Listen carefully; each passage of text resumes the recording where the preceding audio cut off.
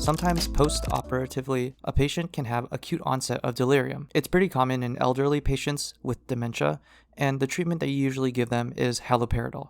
So what's something that you really want to look for when you give them this antipsychotic? I hope you're thinking neuroleptic malignant syndrome. The causative agents of NMS are antipsychotic medication, like I just said, haloperidol, also antiemetic medications like promethazine, and withdrawal from Parkinson medications like levodopa. You typically will see your patient with muscular rigidity, altered mental status, most importantly, autonomic dysregulation, such as a very labile blood pressure, high sometimes, low at other times, tachycardia, diaphoresis, and also fever. NMS is pretty uncommon, but it is life-threatening, and the pathophysiology of it is because of central dopamine receptor blockades. By blocking dopamine in your hypothalamus, you tend to have autonomic dysregulation and hyperthermia. This antagonism of dopamine in the nigrostriatal pathway also leads to tremor and very diffuse lead pipe rigidity. Lead pipe rigidity is defined as a type of stiffness that's maintained equally through the patient's entire range of motion. This lead pipe rigidity is sustained muscle contraction, and eventually you can have muscle breakdown,